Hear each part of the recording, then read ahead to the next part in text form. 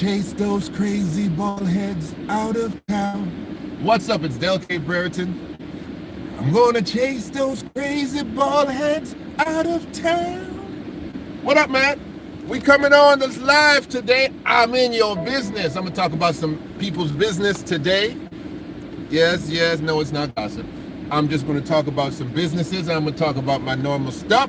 Because this is the real... Oh, thank you very much. Look at you being hospitable on a Tuesday, back in the car up. Thank you very much. Listen, I don't know who's out here yet. I'm on my way to the workplace. I used to call it the slave ship, but I didn't like the job. Every time I don't like the job, I call it the slave ship. I got to go out to the slave ship. Probably like, you're like going out to the slave ship, all decked out like I'm going out to the slave ship, but now I'm just going to the workplace. And I'm in your business. It's in your business Tuesday. Listen, I don't want you people to be in businesses. You got all the spices. You got all the spices. My guy got all the spices. You need curry. You need coriander. You need turmeric. You need basil. You need onion leaf. Anything. Al-Katani's got it for you, baby. And also, my girl, Adonai's skincare. Adonai skincare. Listen, if it's for your hair and you care, get Adonai skincare. If it's for your face and you care, Adonai skincare. I got a whole bunch of businesses. Post your business. Tell me what your business is. I give shout outs to the folks that are my WIN members. I talk about their business.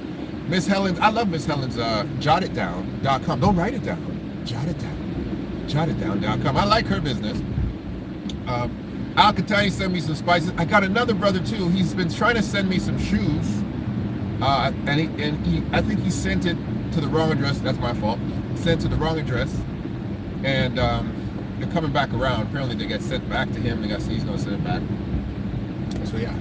So I've got folks, and I'm trying to remember. I know I got more. I know Miss Yvonne. Miss Yvonne doesn't have a business. But Yvonne Gentles, one of my great supporters. I appreciate her very, very much. She's a blesser. She's a blesser. Right? Then we got Miss Ann Coco B. Sister Tosh, she's been very, very busy. And I got my girl, Ava Marie, the Trinity. To all my Jamaicans, all my Caribbean people, from St. Vincent all the way to Caracuboy, love, peace, and hair grease. To my folks in the United States of America, which make up the majority of the people that listen to me, and the 3% that are in Canada. This is Del K. Brereton, and this is The Real Spiel. Right. All right, I think I got all that out of the way. Did I do that well? Listen, I make a great ad man, right? Place your ads here. Place your ads here. For those who are going to hate on this coat, you can't pull this off, baby. You can't pull this off. That's why you got to hate. You got to hate. Come on now. Come on. There's no straight man that can pull off colors like me. There's none. They don't exist. They can't. And listen, I even got the gray accenting it. Come on now. Come on, Shando. Kick a mosquito. I'm done. I'm here to talk to you today simply about all the campaigns that we have pushed out. You know, I pushed out so many viral verbals campaign. What are we still doing? We're still canceling Nike and Adidas. They still cancel. Soul Fang by Dell. Don't forget, Soul Fang. Can I lift my leg this high? I don't think I can do it. Soul Fang by Dell. You know what the doggone shoes look like. Soul Fang by Dell. Still got them for you. Good morning to you, Tina Henderson. Good to see you this morning on The Real Spiel. But we're still canceling Nike. We still got Nike on the back end. We're not doing nothing with these colonizer brands. Not doing nothing with these colonizer brands at all. Listen, not doing nothing. I like the fact that Kyrie, apparently he's got a black brand, Sia. I don't know how to pronounce it yet. It's S-I-A. Don't know how to pronounce it yet. If it's Sia or Saya, but doing big things with a new brand, absolutely. And this is what every black athlete needs to do. You know what you guys need to do? Let me tell you guys something. Don't get Nike. And John Morant, don't fall for that beast, baby. I know they're trying to groom you. They're grooming you to replace Kyrie, John Morant. Don't let them do it, baby. Don't let them do it to you. This is what every one of you top 20 NBA players needs to do to become a billionaire. Listen, are you ready? Imagine Michael Jordan said to Nike, hey, I don't want your little $2 million that you're going to give me. I don't want that. What I want is I want to be 40% partners in every shoe. Every shoe. Good morning everybody. My gloves ain't going to let me do anything, and I'm keeping my gloves on, not because I'm cold, but because it suits the savoir-faire of my outfit. Right. If I have to take it off and I have to check up yourself, I'll do that. But I'm just trying to be bougie right now. If Jordan said, I don't want any upfront money, telling all you NBA players, telling all you big sports stars in soccer, in football, baseball, and even hockey, tell these brands, I don't want upfront money. I'm not talking about Nike and Adidas. You need, if you're still foolish enough to do business with them, gut them. Get $100 million up front, gut them. But the guys who are not with those guys, and I don't recommend you ever go back with those guys, go with these little brands, because you're going to build the brand. Michael Jordan built Nike. Nike is not Nike without Mike. You go and you say, listen, we're not going to have no upfront money. I realize you're a small business. What's going to happen is I'm going to become part of the company. We're going to become 60-40 partners. 60-40. I'm going to take the 40, you take the 60. However, I'm going to sit my people down on the board of directors. I'm going to have 40% share control of your company. I'm also going to have control of the bank with you. I'm going to have complete oversight. I'm not giving you the benefit of the doubt to write me a check. Not doing it. I'm going to be a partner. You understand? That's okay, Tina. I'm going to be a partner. Who that is? That's Denise 23. Come on, Denise. Got Michael Jordan's number on your back. I'm gonna be a 60-40 partner. I'm gonna take my mama. I'm gonna take my mama, my cousins. I'm gonna put them on your board, right? Because a lot of these guys, what they do in respect to taking care of their family, they make them as directors of their foundation, which is fine. It's perfectly fine. Instead of giving money to your family, what they do is they give money to their foundation, and the family is in the foundation, and they collect their salary and allotments from the foundation money. That becomes a tax credit to the NBA player. However, this is a second tier. You got to do that one too. You got to do the foundation because it lowers your tax consequences. The second thing is you have brand relationships, right?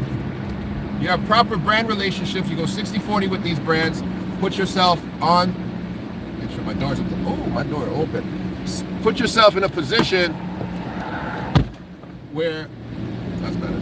Put yourself in a position where you control the brand. That's the next part. Okay? So that's how you become a billionaire. And you become an individual who has the capacity, watch this, to work with multiple brands. So if you sign with Nike or Adidas, you have to be exclusive. But if you now become the owner of some little bootleg brand and the brand's not doing anything, say, bro, I'm gonna branch out, bro. I'm not gonna. You don't control my name. You don't control who I am. I'm gonna branch out, and you can literally compete against yourself. Imagine it. Imagine this. Listen to this. Imagine if Coke owned Pepsi, or Pepsi owned Coke. Compete against yourself. Ooh, that light bright. That light bright, boy. Don't worry. It's going to turn in a minute. It's going to turn in a minute. Let me do something about that. Let me see if I can take care of that. Oh Lord, I'm just bright. That was my halo. That was just my halo. The effervescence of my halo overshining the situation. Don't worry about that. Don't worry about that. We'll edit that out in production. All right, production team. Bad girl's not in the car right now. She can't do that. So listen, that's how you do that. Okay, you can compete against yourself. You control your own name. Michael Jordan doesn't even control his own name. His name doesn't belong to him. You don't sell your soul to these major brands. That's it. Okay, moving on. What else are we doing? Apart from burning our Nikes, burning that brand ambassadorship between Nike and Adidas and these colonizer brands, we also had, what else did we have? We had 1,000 boots on the ground. Okay? I don't support the ADL. I'm Del K. Brereton, and I'm against the ADL. Remember that? We want you guys to put those out. I'm putting them out on these platforms because these platforms, what I'm doing right now, they're getting a lot of viewership.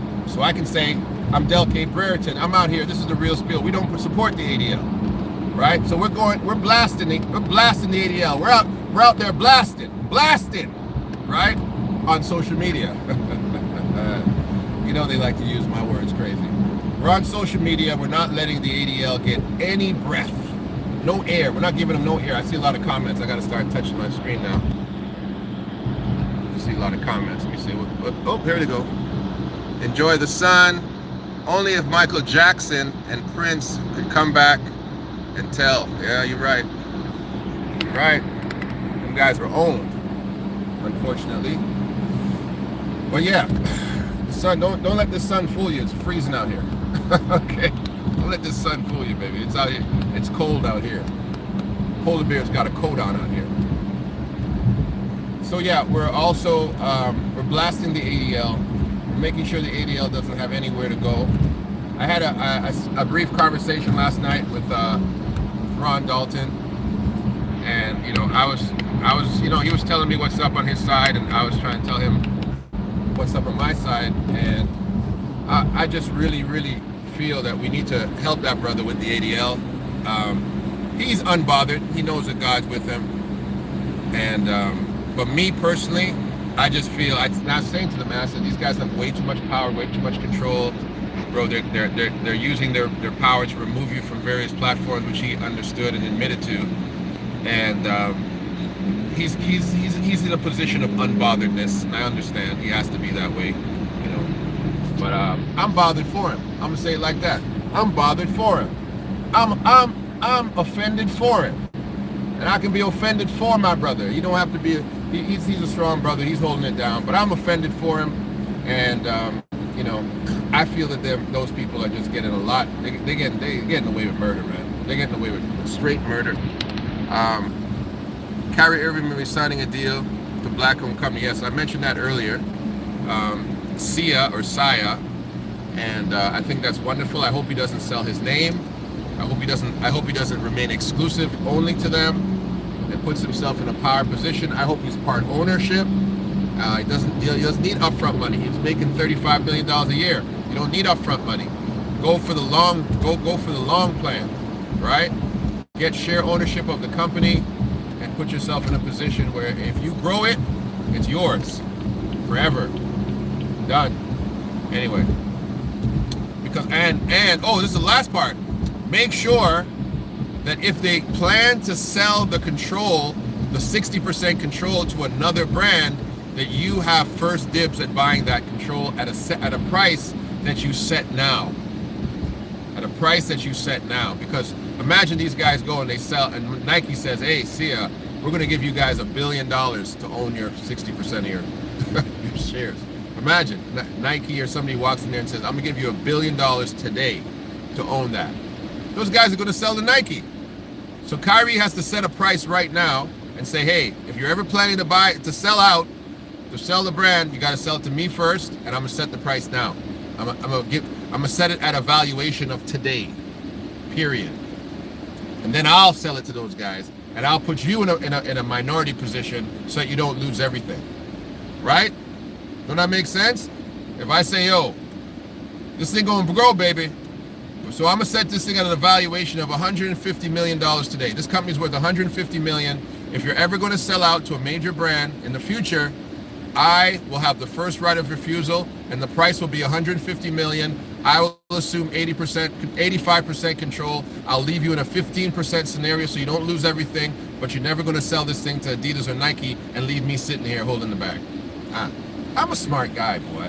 What God make me like this? I should be running stuff. That's right. I should be. All right, ADL. Also, moving on from the ADL, it's interesting to me that the ADL has taken up so much airtime that we are not actually hearing the minority voices. The minority voices, I call them that. The minority voices are small factions of individuals who are saying things that are still indefensible, right? So the minority, and I'm not going to target our community. This is something that we got to get out of the business of doing, because it turns us into gossip mongers amongst ourselves. Black athletes follow Kyrie. I hope so too.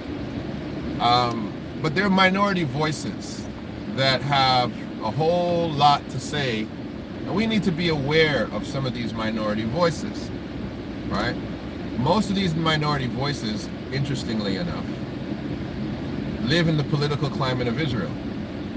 And I find it interesting that, you know, the politics in Israel and politics in America are very different, and the American Jew and the Israeli are very different. This is what I've observed.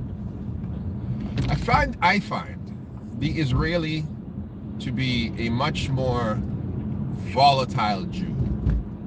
Even the ones who consider themselves to be moderate or conservative, gentlemen like Harry Rosenberg, for example, I still find that a lot of their positions to be positions that I take great offense with. And even as I said, Harry, I don't have any animosity towards Harry, but I still don't like a lot of things that Harry says or does not say. And I'm not putting Harry in a group by himself. I'm putting him in a group called the Minority Voices. And the Minority Voices say things like simple things, simple things, but that should not be overlooked. Things like, you know, but that should not be overlooked. Things like, you know, oh, Israel's too big. It's too small, rather, for the 100 million people who feel that they're Jewish to come back. So what we have to do is we have to develop a relationship with all of these people, but we can't let everybody come back. You know, we can't let everybody come back. This doesn't make sense. It's not realistic. We can't let everybody come back. We got to control that, but we should still be friends with everybody who feels that they're Jewish. That's a wonderful position when you are in the control seat of who comes back to Israel, who is considered a Jew. Also, there is clearly, and if you listen to how he speaks, there is clearly a differentiation in his mind of what is a Jew and what is a Hebrew Israelite. Let me tell you something, and I know the Hebrew Israelites in America are not the Hebrew Israelites in Dimona and in Israel, and so we're not talking about necessarily the same thing, but the Hebrew Israelite who is in Israel is a Jew. Their contextualization of their spiritual walk, how they deal with Torah, how they deal with the dietary laws, they're not messianic. They are Jews. Understand? And so for a Ashkenazi / Sephardic Jew, which he claims to be, speaking of Mr. Rosenberg, Rabbi Rosenberg, for him to say, to create a differentiation, and maybe he's doing that because that's how they identify, but to create a differentiation between a Hebrew Israelite in Israel and a Jew is a very misleading statement. Very misleading, but it speaks volumes to the greater conversation that's going on in their mind. They don't see them as Jews. And I saw an interview last night. I only saw a portion of it, and Ashriel, a brother who we brought on, one of the representatives of the Dimona community in Israel, he retorted to Harry's position of, you know, we got to just reach out and be friends and everybody be cool, you know, everybody just chop it up, you know, in respect to the 100 million people in the world who identify as Israel as being their homeland. And he's very specific with his words. So they can't all fit in a place the size of New Jersey. And so what we have to do, it's not about, this is what he said, it's not about figuring out how to bring them back. It's not about that, because we can't do that. He just wrote that up. It's about figuring out how to have relationships with everybody and how to be this united army defending, you know, Israel. So basically, what Israel is saying, if we are using Harry as Israel's voice, even the voice of moderation, the voice of conservative, not conservative, but the voice of liberal Jewishness in Israel, they're still saying, no, we don't want all of y'all. We just want all your support. we don't want all y'all here, but we want all y'all to feel Jewish. But we don't need y'all to be Jewish. And we don't see you as Jewish, because if you say you're Hebrew Israelite, we're going to call you that. And notice this. This is why I want you to do this. Ask a white Jew if he's a Hebrew Israelite. Ask a white Jew this question: sir, do you consider yourself a Hebrew Israelite? And see what he says. See what she says. Bet your bottom dollar they say, no, we're not Hebrew Israelites. We're Jewish. This is a problem. This was the interesting thing about the modern day Catholic, Roman Catholicism, in comparison, speaking in a parallel. The average run-of-the-mill Roman Catholic, you ask them this question: are you a Christian? They will say, no, I'm a Roman Catholic. Really? Yes, I'm not a Christian. I'm a Roman Catholic. And it's like, what the heck are the Roman Catholics teaching their people? Like what are they really teaching these folks? You know, and again, this is the run-of-the-mill Roman Catholic. The run-of-the-mill Roman Catholic doesn't even know they're a Christian. And also the run-of-the-mill secular Jew doesn't see themselves as a Hebrew or an Israelite. They will say I am a Jew. I'm an American Jew. I'm an Israeli. But they will never say I'm an Israelite. And it's very interesting that they do not have proper terminology or identification of who they should be. They just want to be considered Jewish. I'm Jewish. I'm Jewish. I remember I had a story years ago. There was this young lady who was affiliated. She was like a friend of a friend on social media. And I used to call her my number one congregant. When I was pastoring years ago, I was a pastor, young pastor at the time. I said, man, you're my number one congregant. You're my number. I used to call her that on social media. My number one congregant. How you doing? She goes, I will never be your congregant. I was like, why? She goes, because I'm Jewish. I was like, oh. I said, I don't know, but I feel that you're still gonna be a member of my church. I don't know why. So she says, no, I'm Jewish, and I'm actually going to Israel very soon. I was like, oh, that's wonderful. Okay. So she went to Israel. Remember, she's a white girl, right? So she goes to Israel, and she comes back from Israel, and she messages me, and she says, Pastor, and I was like, hi. She goes, can I come to your church? I was like, what?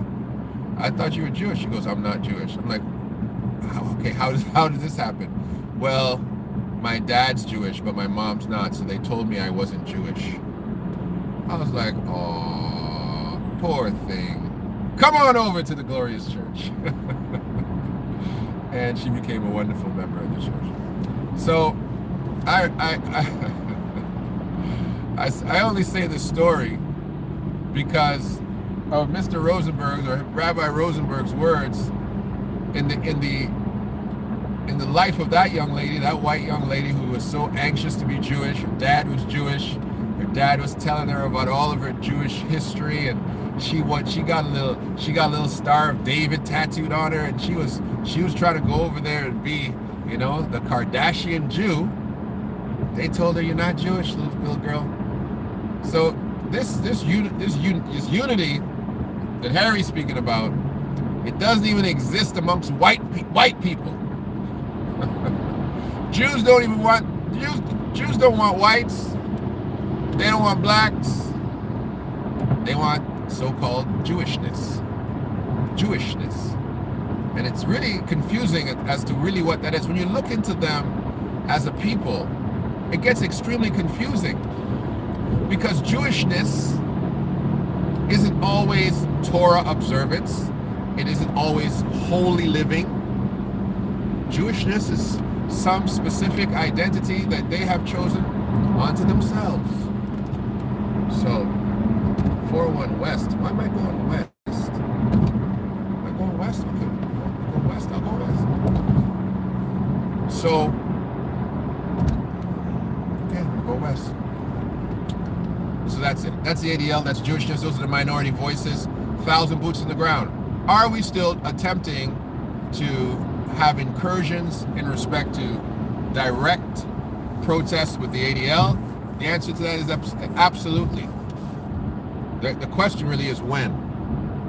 Yeah, it's absolutely. It's absolutely. You can't have an organization like that in America radicalizing Jewish individuals against blacks. Where am I going, bro? Okay. That's where you want me. That's where I'm going. Following my GPS, but I turned the voice off so it didn't disturb us. So it's not telling me that stuff that I need to know. You cannot have a radicalizing group like that does not have people that are coming to stand against it. But this is the issue, right? This is my real issue. You need to have coherent voices leading movements. And I'm sorry.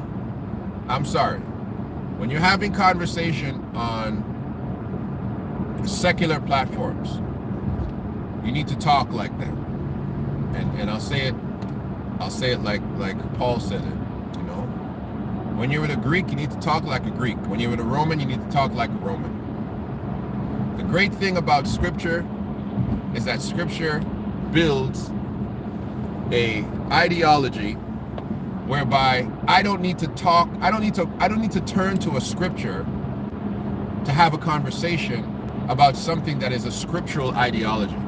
You cannot sit down in secular circles on CNN, on Fox News, and have somebody say, hey, turn to Jeremiah such and such and such and such. They ain't gonna sit there and have that. They're not trying to be indoctrinated with your religion. They're trying to listen to you.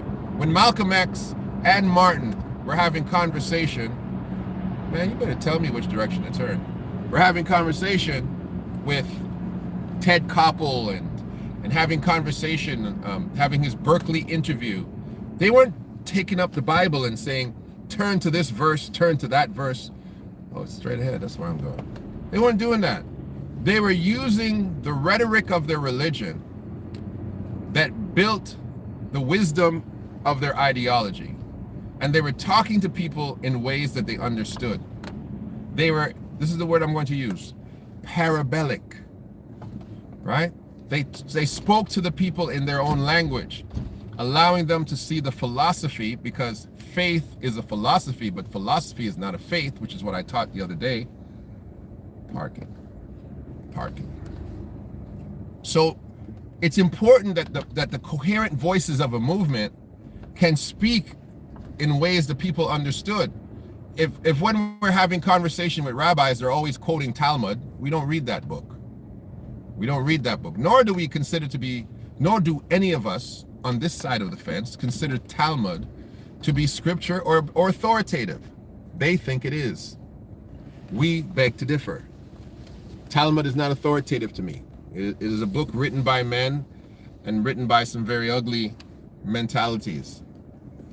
So you can't sit around and tell me nothing about Talmud and expect me to sit there and listen to foolishness about Talmud. I don't want to hear nothing about Talmud, right? Similar, we cannot sit down and have Bible studies in the public square when we're talking to the secularists and advocating for the hegemony displaced on black people. We have to have coherent voices because our scripture empowers our speech.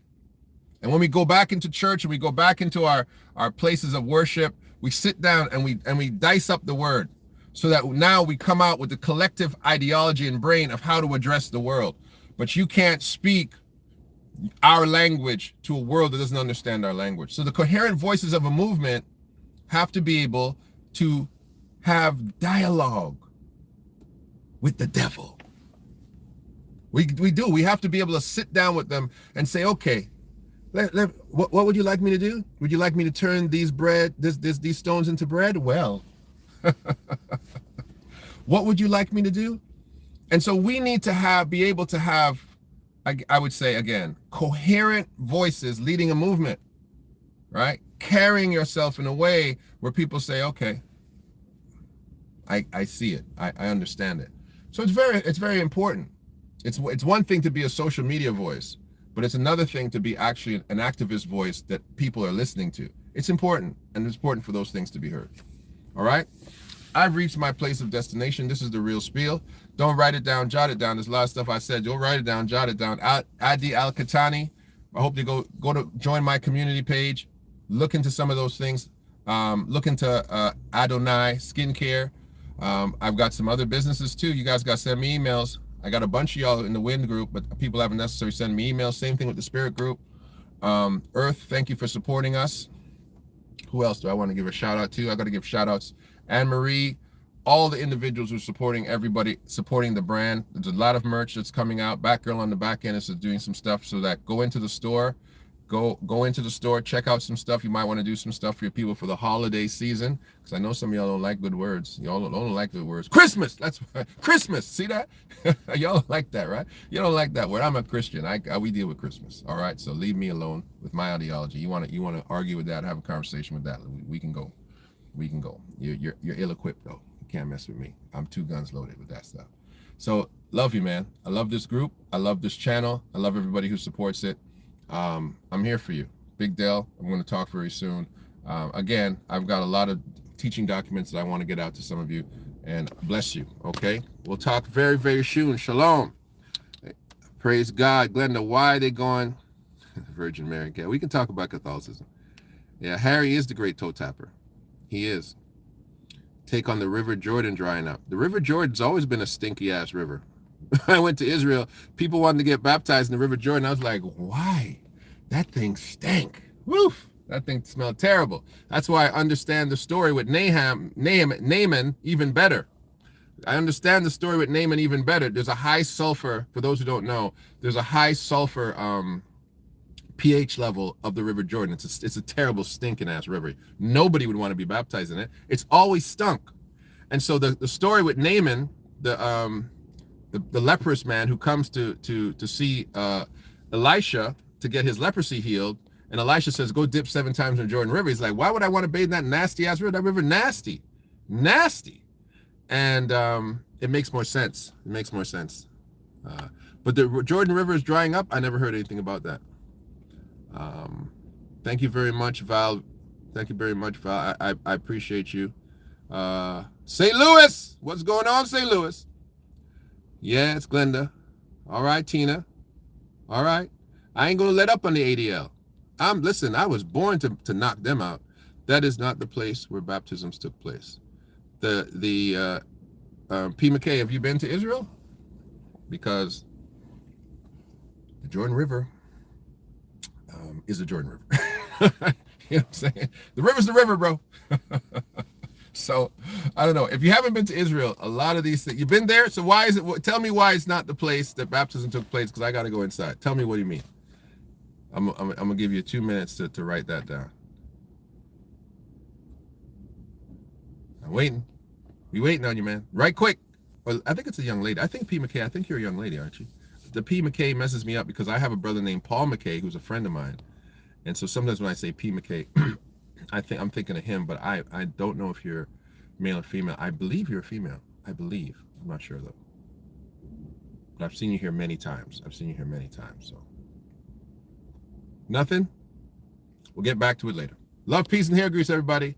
I appreciate all of you. P. McKay, write that on the main thing when this thing uploads. All right. Love you.